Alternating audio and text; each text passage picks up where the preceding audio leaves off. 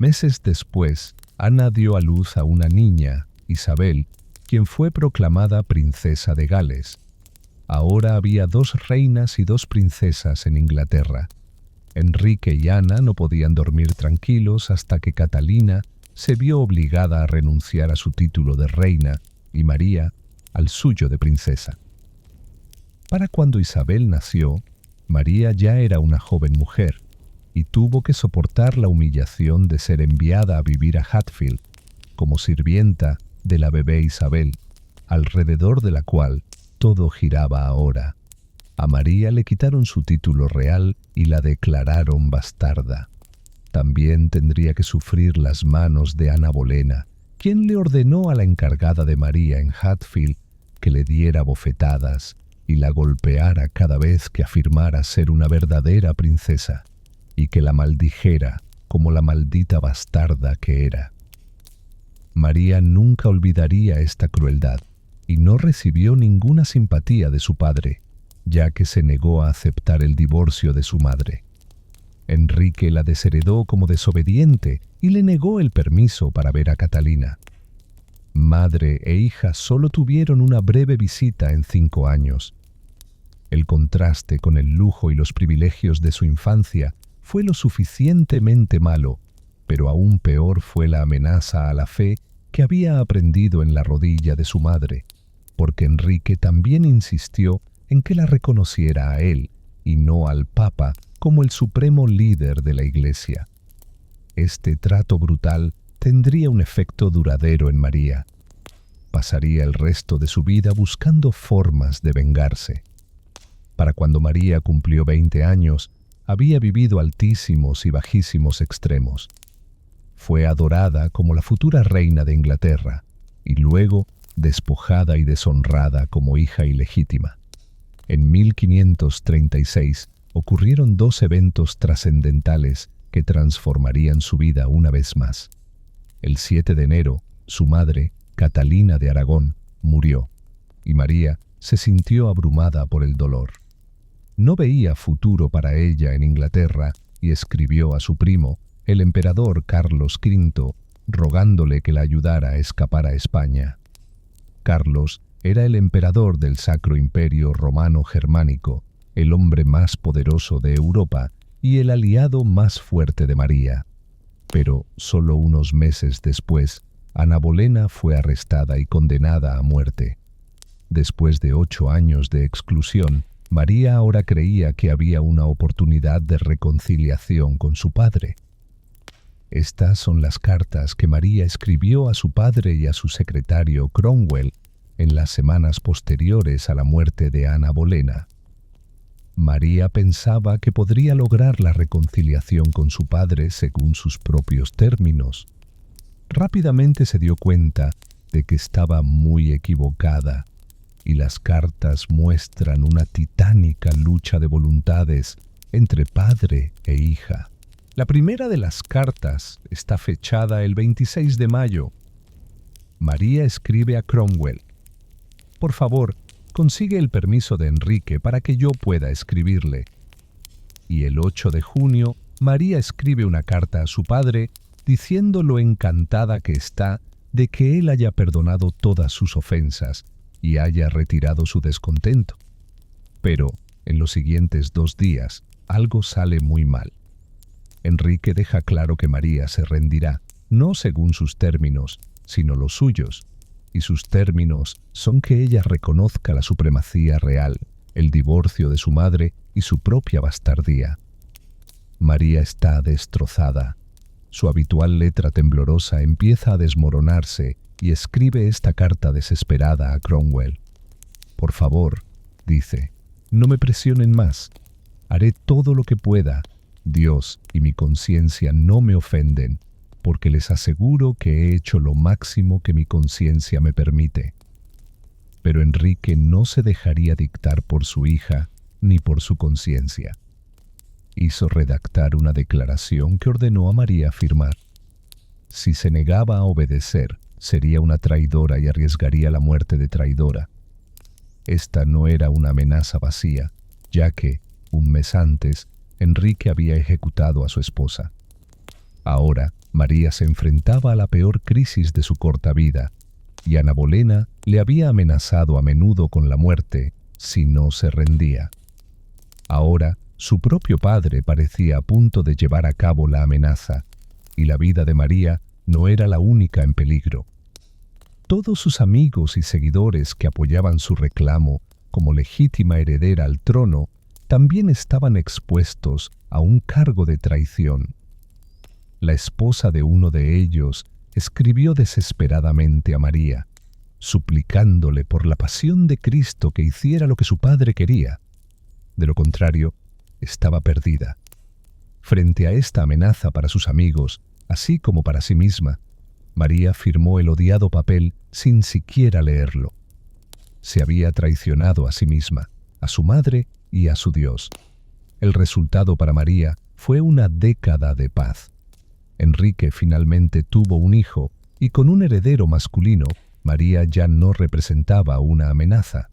Enrique incluso aprobó una ley parlamentaria que establecía Error in Message Stream Retray.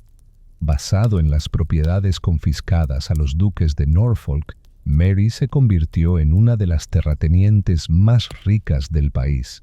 Durante el primer año del reinado de Eduardo, vivió tranquila y felizmente en East Anglia. Esa existencia pacífica podría haber continuado de no ser por los intentos de Eduardo y su gobierno de revolucionar Inglaterra y transformarla de un país católico a uno protestante. Mary era profundamente devota a la antigua religión, a sus rituales y colores, al latín de los servicios y, sobre todo, amaba su acto central de culto, la misa, en la que las palabras milagrosas del sacerdote, pronunciadas en el altar, transformaban el pan y el vino en el verdadero cuerpo y sangre del sacrificio de Cristo en la cruz. Bajo Enrique VIII, esto no era un problema, ya que, aunque su padre había disuelto los monasterios y roto con Roma, había mantenido intactos los viejos rituales. Pero Eduardo y sus asesores, liderados por el arzobispo Cranmer, querían cambiarlo todo. Querían sustituir lo que consideraban rituales vacíos por la pura palabra de Dios, hacer los servicios en inglés, no en latín, y sobre todo, abolir el idolátrico sacrificio de la misa, como lo llamaban, para reemplazarlo por un simple acto de conmemoración. Para Mary, esto era una abominación, al igual que para muchos en las partes más conservadoras del país. El resultado fue que Mary se convirtió en un símbolo de resistencia contra un gobierno cuyo extremismo la hacía muy impopular. La piedad de Mary nunca había sido un tema de comentarios, pero ahora, a sus 31 años, de repente se volvió profundamente devota. Se notaba que asistía a misa al menos 4 veces al día y pasaba horas en oración privada. Pero en 1549, Eduardo hizo ilegal que alguien asistiera a misa. Mary se negó a obedecer. Eduardo sabía que Mary podía convertirse en una figura poderosa para todos aquellos que se oponían a su gobierno. Ella tenía tierras, apoyo y era su heredera oficial. Se vio obligado a retroceder y permitir que Mary asistiera a misa, pero solo en privado. Pero Mary no creía que ese compromiso fuera a durar. En esta crisis, que existía principalmente en su propia imaginación, Mary volvió a caer en el estado de víctima de los tiempos de su padre. Llamó al embajador imperial a la casa donde se estaba quedando, en Woodham, cerca de la costa de Essex. Allí le desahogó su dolor y sus preocupaciones. «Este es un gobierno ateo», dijo, «que no teme ni a Dios ni al hombre. Están decididos a hacerme mártir, tal como hizo mi padre». Su único refugio era el emperador Carlos, a quien consideraba su verdadero padre. Carlos le ofreció una solución radical: huir. Comisionó a un agente imperial, Jean Dubois, para organizar la fuga.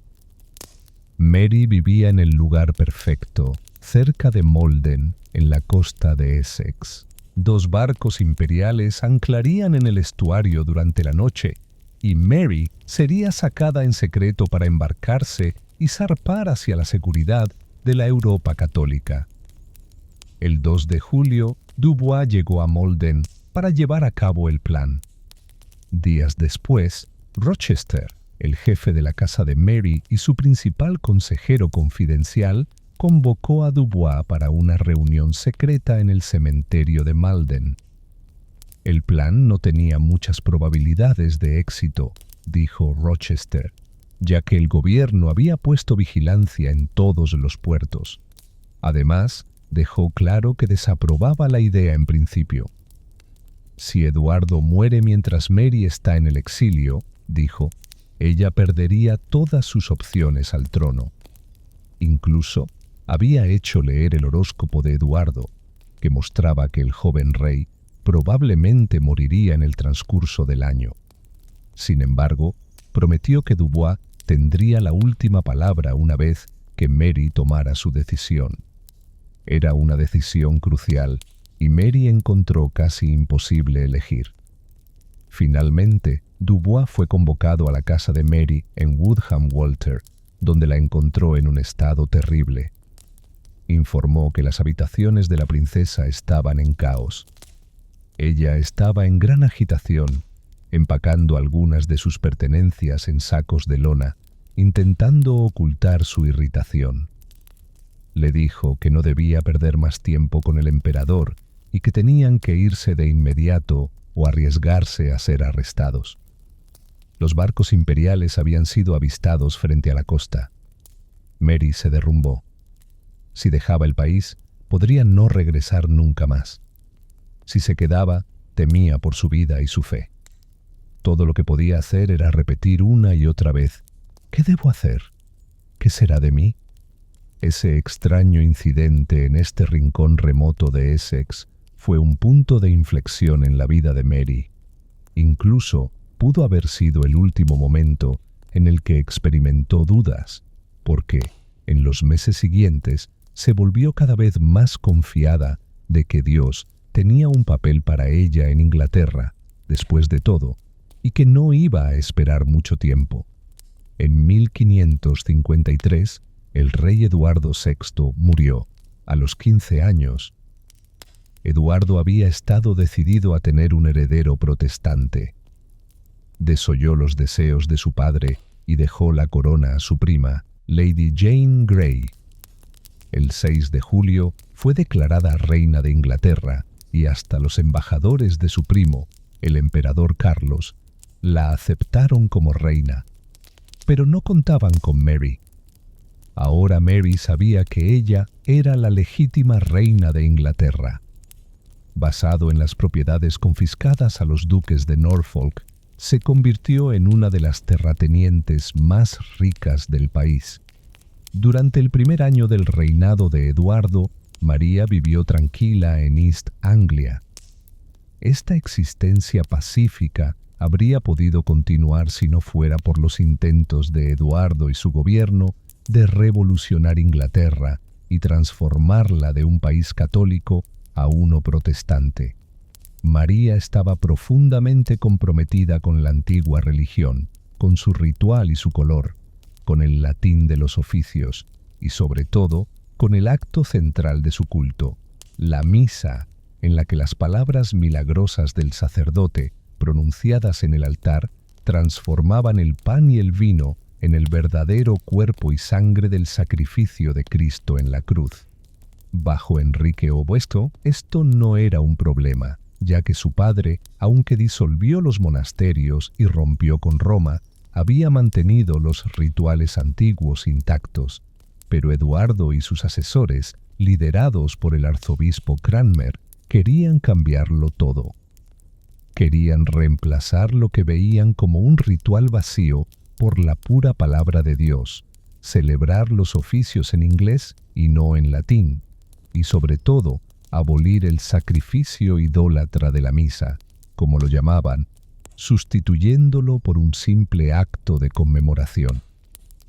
Para María, esto era una abominación, al igual que para muchos en las zonas más conservadoras del país.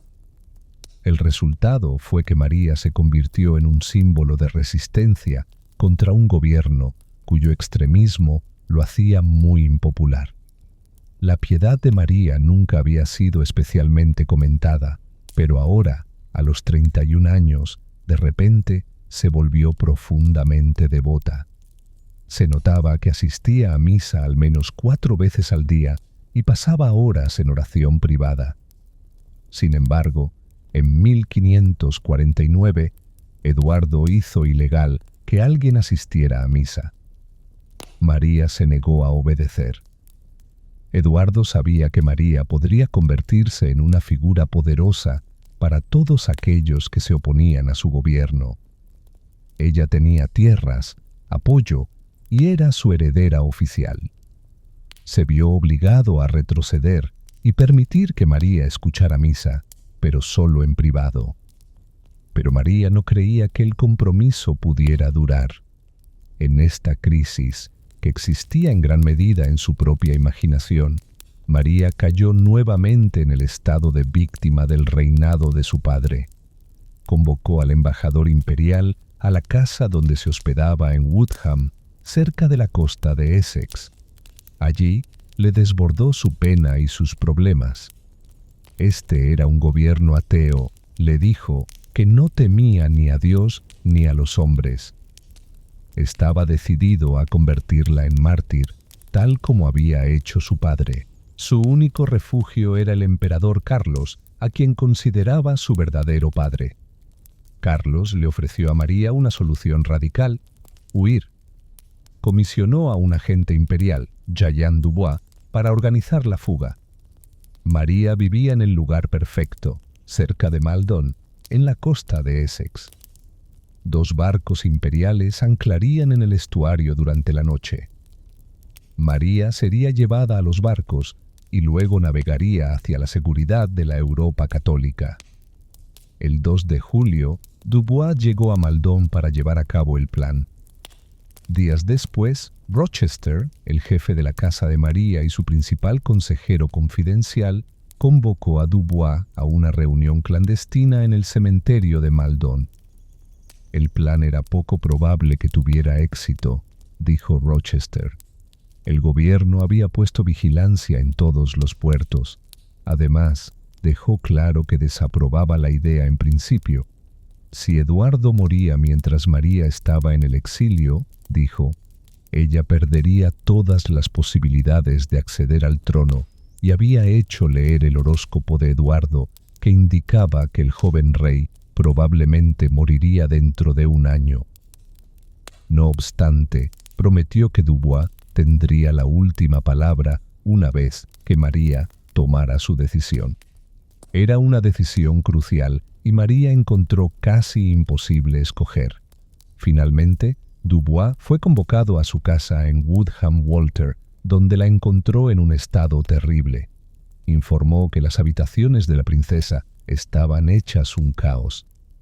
Ella estaba muy agitada, empacando algunas de sus pertenencias en sacos largos, tratando de ocultar su irritación. Le dijo que no quedaba tiempo con el emperador y que debían irse inmediatamente o arriesgarse a ser arrestados. Los barcos imperiales ya habían sido avistados cerca de la costa. María se desmoronó. Si dejaba el país, tal vez nunca podría regresar. Si se quedaba, temía por su vida y su fe. Lo único que podía hacer era repetirse una y otra vez: ¿qué debo hacer? ¿Qué será de mí? Este extraño incidente en este rincón apartado de Essex marcó un punto de inflexión en la vida de María. Puede que incluso haya sido el último momento en que experimentó duda, porque durante los siguientes meses se volvió cada vez más segura de que Dios tenía un papel para ella en Inglaterra. Después de todo, no habría esperado tanto. En 1553, el rey Eduardo VI murió a los 15 años. Eduardo había estado decidido a tener un heredero protestante. Desafió los deseos de su padre y dejó la corona a su prima, Lady Jane Grey. El 6 de julio fue declarada reina de Inglaterra, y hasta los embajadores del propio primo de María, el emperador Carlos, la aceptaron como reina. Pero no contaron con María. Ahora ella sabía que era la legítima reina de Inglaterra. Con su nueva confianza, actuó con rapidez y determinación para reclamar su trono por la fuerza. Inmediatamente se retiró a la gran fortaleza de un castillo en el corazón de su tierra, en el este de Inglaterra. Hombres armados comenzaron a llegar desde sus propios dominios y de las tierras de caballeros amigos, pero el apoyo de María era mucho más amplio que esa base conservadora católica. Incluso los protestantes, que normalmente no serían sus aliados, la aceptaron como reina porque era una Tudor, la legítima heredera del trono de Inglaterra. A medida que María avanzaba por el este de Inglaterra, la oposición se desvaneció. Fue proclamada reina desde lugares tan lejanos como Gloucester hasta Yorkshire. Contaba con un séquito de al menos 15.000 hombres, pero no se necesitó ni un solo golpe. Cuando llegó a Londres, las campanas sonaron, se encendieron hogueras y se cantaron himnos en honor a la nueva reina. Por fin, a los 37 años, María fue coronada reina de Inglaterra. Parecía un milagro. Todo había dado un giro, y nuevamente era la mujer más exaltada de Inglaterra. Ahora, María podía hacer lo que quisiera y reescribir la historia. Este es el archivo del registro de la Cámara de los Lores, donde se guardan las copias originales de todos los actos parlamentarios desde la época Tudor. Están organizados por monarca y por año. Aquí está Jorge I y un poco más allá, los Estuardos y al final del pasillo, los actos originales de la época Tudor. Son diferentes porque están planos, así que están en cajas. Hay 17 cajas para su padre, Enrique VIII, y abajo están las cajas de su hermano, Eduardo VI, y al final las de María. Uno de los primeros actos de su reinado corrigió lo que ella consideraba la mayor injusticia del reinado de su padre. Este acto afirmaba que hubo una conspiración liderada por Thomas Cranmer para divorciar a sus padres y convertir a María en una bastarda. El acto afirmaba categóricamente que Enrique y Catalina estaban legalmente casados ante los ojos de Dios y que María era la heredera legítima al trono. Palabras magníficas, pero tanto ruido porque María ya era reina y lo era legítimamente, lo que explicaba lo popular de su ascenso. Pero este acto no era solo por eso. Era sobre el estado mental de María. Siempre había sabido, aunque dijera lo contrario, que ella era legítima y la hija de un matrimonio legítimo. Este acto aseguraba que el mundo reconociera esa certeza interna. Con el pasado ya corregido, María podía mirar al futuro y su matrimonio. Su primo, el emperador, propuso a su hijo Felipe. El único problema era que Felipe era español. María fue la primera reina de Inglaterra en su propio derecho, pero nadie sabía quién tendría realmente el poder si se casaba. A los ingleses no les gustaba la idea de tener un rey español o de convertirse en un mero satélite del imperio. Como siempre en tiempos difíciles, María apeló directamente a Dios. La reina, el embajador imperial y su principal dama de honor fueron a la capilla privada de la reina. Se arrodillaron ante el sacramento en el altar y cantaron el gran himno latino, Veni Creator Spiritus. María se levantó como poseída y dijo, así como Dios eligió a José como esposo para la Virgen María, también ha elegido un esposo para mí, y su nombre es Felipe. Y los que Dios ha unido, que no los separe el hombre. Habiendo jurado sobre el sacramento que se casaría con Felipe, Ningún argumento pudo cambiar la mente de María. Le dijo al Parlamento: «Si me obligan a tomar un esposo que no me guste, será la causa de mi muerte, porque si me casara contra mi voluntad, no viviría 3 meses y no tendría hijos».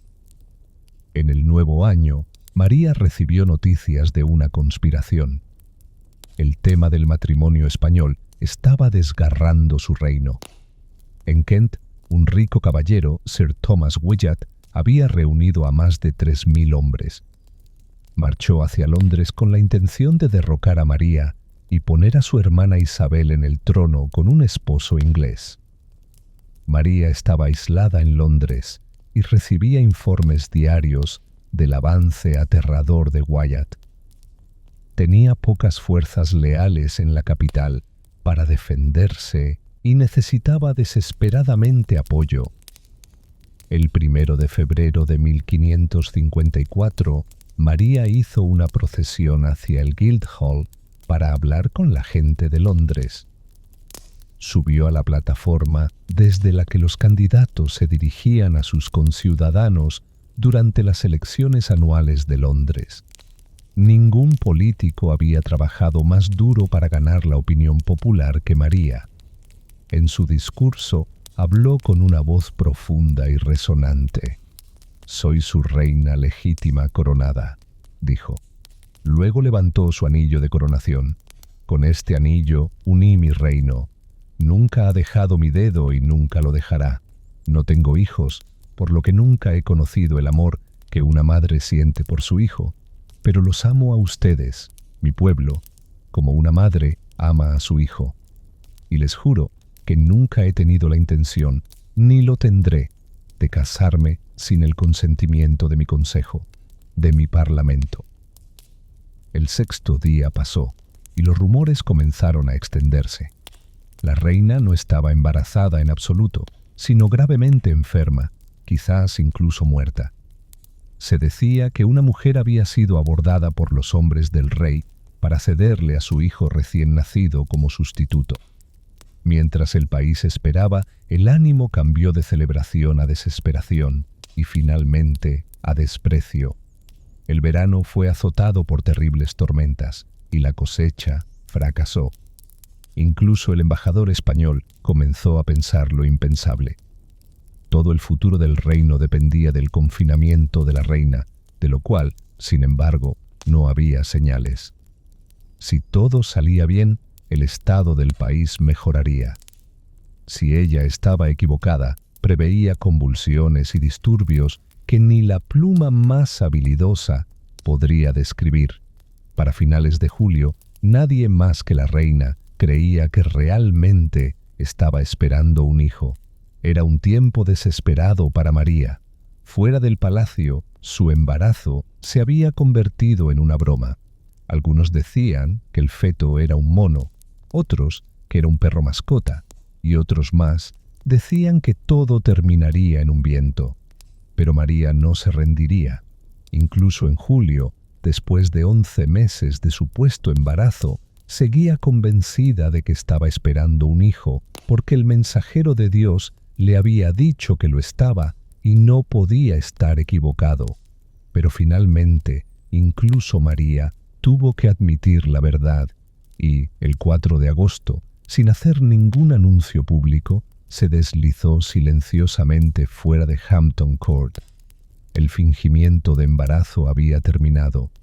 Si fue un embarazo fantasma o el resultado de un quiste o tumor, no está claro.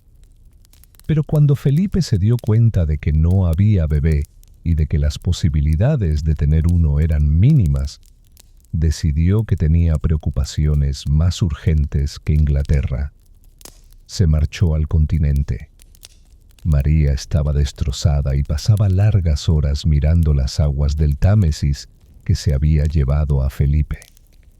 Pero la infelicidad personal de María no la desvió de su política de persecución religiosa. Por el contrario, tal vez los protestantes estaban demostrando ser inesperadamente valientes. María decidió igualar su obstinación con la suya propia. Hugh Labroff, un hombre cojo y anciano, y John Apris, un ciego, fueron transportados desde Newgate en la carreta hacia Stratford-le-Bow, y en silencio murieron en las llamas alabando a Dios. Elizabeth Cooper, condenada a ser quemada, permaneció tan inmóvil y silenciosa como quien más feliz de terminar esa buena obra. Señor Jesús, ten misericordia de mí. Señor Jesús, recibe mi espíritu. Fueron sus últimas palabras, pero cuando su boca se llenó de humo y su lengua se hinchó, ya no pudo hablar, aunque sus labios se movieron. John Leaf, un aprendiz de fabricante de velas, al llegar a la hoguera, levantó las manos y mirando al cielo exclamó: «Oh Inglaterra, Inglaterra, arrepiéntete de tus pecados». Todas estas historias fueron registradas por John Foxe en su Libro de los Mártires. Más de 300 hombres y mujeres protestantes fueron quemados por sus creencias en los 2 años siguientes. Era una forma horrible de morir y podía tomar 1 hora o más mientras las víctimas observaban cómo sus extremidades inferiores se quemaban y se encogían, ennegreciéndose. A veces, por misericordia, se ataban bolsas de pólvora alrededor de sus cuellos para matarlos rápidamente, aunque rara vez funcionaba. María estaba completamente comprometida con la política de quemar a los herejes vivos, no porque fuera especialmente cruel o vengativa, muy al contrario. Ella pensaba que estaba haciendo el bien y rescatando a Inglaterra de sí misma. Para ella, la herejía, como una traición contra Dios, era el crimen más grave y merecía el castigo más severo. Las ejecuciones alcanzaron su punto máximo con el juicio de Cranmer, el hombre que había presidido el divorcio. María lo consideraba responsable de gran parte de la infelicidad en su vida. Ahora era su oportunidad para vengarse. Claro, María no lo llamaría venganza, sino justicia. Cranmer fue encontrado culpable y sentenciado a ser quemado vivo. Pero para entonces, Cranmer era un hombre viejo y quebrantado, y la perspectiva de una muerte tan terrible lo llevó a recantar. Renunció a su obra de toda la vida y aceptó nuevamente al Papa y la misa. Esto fue una gran victoria propagandística para María, pero había un truco. Según la ley de entonces, con su retractación, la vida de Cranmer debería haberse salvado. Pero María no iba a dejarlo escapar tan fácilmente, y tanto el relato de Foxe como las cartas de María dejan claro que ella intervino personalmente para ordenar que, a pesar de la retractación de Cranmer, él debía ser quemado. El gobierno de María decidió explotar el valor propagandístico de la retractación de Cranmer, ordenándole que hiciera una lectura pública de la misma justo antes de su ejecución. Cranmer subió al escenario especialmente construido y comenzó a leer. De repente, quedó claro que se estaba apartando de su texto preparado. Renunció a su retractación, exclamando que el Papa era el enemigo de Cristo y el anticristo, y que la misa era una idolatría. Entre maldiciones y vítores, lo arrancaron del escenario y lo arrastraron al lugar de ejecución. Fue encadenado al palo y en un gesto que se retrata en el más famoso grabado en madera del libro de Foxe, extendió su mano derecha hacia el fuego. El 6º mes llegó y se fue. Nada, ni bebé, ni llanto, ni pañales, solo rumores, y no eran buenos. Que si la reina no estaba embarazada, que si en realidad estaba gravemente enferma, o peor, ya fallecida. Se decía incluso que uno de los hombres del rey había intentado convencer a una mujer de entregar a su recién nacido para hacerlo pasar por el heredero. El país entero, que había estado en modo fiesta, pasó rápidamente a la tristeza y luego al desprecio. El verano trajo tormentas espantosas y una cosecha que fue un desastre. Hasta el embajador español empezó a pensar lo impensable. Todo depende del parto de la reina, del cual, por cierto, no hay señales. Si todo iba bien, el país se salvaría, pero si no, se avecinaban líos que ni la pluma más dramática podía describir. Para finales de julio, solo la reina seguía convencida de que estaba embarazada. Y afuera del palacio, su embarazo se había convertido en el chisme nacional. Algunos decían que iba a parir un mono, otros un perrito faldero. Los más sarcásticos afirmaban que todo terminaría en puro gas. Pero María no se rendía. Incluso en julio, después de 11 meses de gestación, seguía segura de que un mensajero de Dios le había anunciado el embarazo. Y si Dios lo dijo, pues tenía que ser verdad. Pero al final, hasta María tuvo que aceptar la realidad. El 4 de agosto, sin decir ni pío, se escabulló de Hampton Court. Se acabó la farsa. ¿Fue un embarazo fantasma? ¿Un quiste? ¿Un tumor? Nadie lo sabe. Lo que sí se sabe es que cuando Felipe se enteró de que no había bebé y pocas esperanzas de que lo hubiera, decidió que tenía cosas más urgentes que hacer. En otro continente, María, devastada, pasaba horas mirando las aguas del Támesis por donde Felipe se había marchado. Pero su tristeza no la distrajo de su política favorita, la persecución religiosa. De hecho, puede que los protestantes estuvieran demostrando más valor del esperado, y eso la animó a duplicar su terquedad.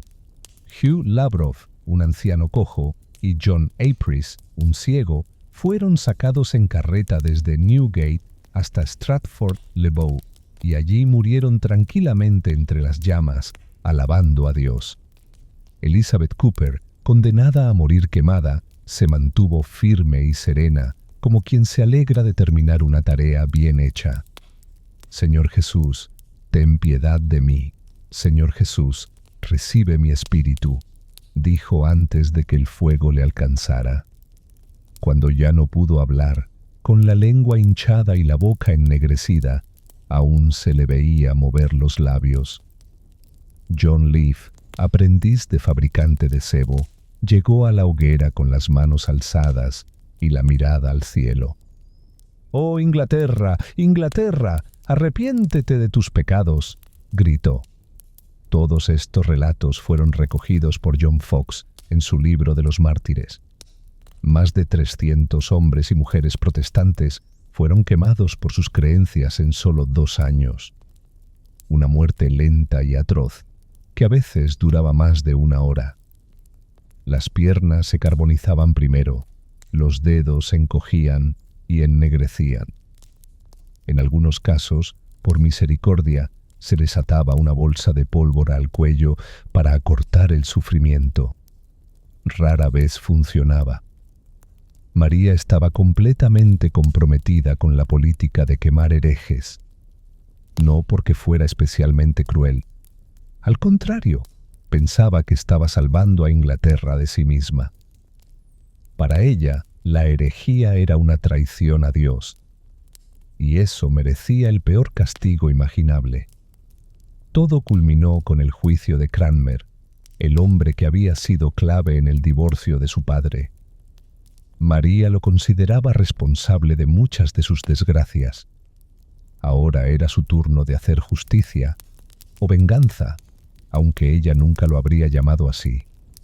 Cranmer fue declarado culpable y condenado a ser quemado vivo. Ya era aún el fuego abrazó tan intensamente la mano que había firmado la retractación que primero se le quemó. Vaya martirio. El resultado fue que Cranmer, muerto, causó aún más daño a la causa de María que cuando estaba vivo. Y claro, María solo podía culparse a sí misma y a su insaciable deseo de venganza. Las quemas se hicieron cada vez más impopulares y para empeorar las cosas, por 3er verano consecutivo, la cosecha fracasó y una mortal epidemia de influenza se desató, sumando más miserias a su vida. A esos problemas se le sumaron rumores que llegaban desde el continente. Su marido, Felipe, estaba teniendo aventuras. Desesperada, le rogó que volviera. Me haría sentir celosa e inquieta, lo que sería peor que la muerte, porque ya he comenzado a experimentar demasiados celos, para mi gran pesar. Y Felipe, sí, regresó, pero solo se quedó 4 meses. Para cuando se fue, María creía que estaba embarazada por segunda vez. Incluso escribió un testamento, dejando claro el reino católico de Inglaterra, al que su hijo no nacido sería el heredero. Pero para mayo de 1558, una vez más, no llegó bebé alguno, y María cayó gravemente enferma. El embajador español informó que la encontró débil y melancólica, y aunque ya era evidente que no tendría hijos, María se negó a reconocer a su hermanastra como heredera del trono. Isabel era todo lo que María no era: joven, hermosa y un símbolo de esperanza. María la odiaba, pues era hija de Ana Bolena, la mujer que había comenzado toda la miseria en su vida. Mientras tanto, María presidió la derrota más significativa de Inglaterra en Francia. Después de 211 años, Inglaterra perdió Calais, su último bastión en el continente. Para María, fue un golpe devastador que destruyó su credibilidad tanto dentro como fuera de sus fronteras. Fue la humillación final. En septiembre, la enfermedad de María empeoró rápidamente, y el 7 de noviembre finalmente aceptó que la muerte estaba cerca. Ya no tenía alternativa, tuvo que reconocer que Isabel sería su heredera. Pero intentó que Isabel jurara mantener la restauración católica, la cual había sido el trabajo de toda su vida. María tenía 42 años, ni siquiera tan vieja para la época. Podría haber estado sufriendo de cáncer de ovario, o tal vez simplemente era víctima de la epidemia de influenza que ya había matado a tantos de sus súbditos ese año. María falleció el 17 de noviembre de 1558. Durante sus últimas horas, a menudo caía en un estado casi trance, donde veía visiones de niños pequeños tocando instrumentos y cantando como ángeles.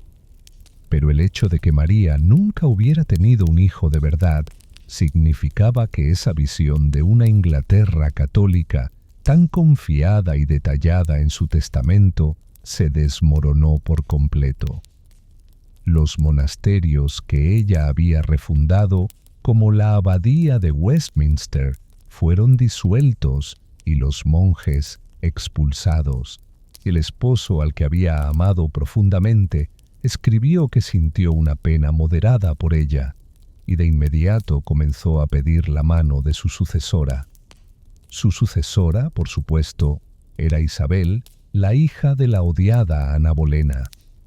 María fue engañada incluso en su tumba, pues no fue enterrada junto a su madre Catalina, como ella había solicitado, sino junto a Isabel.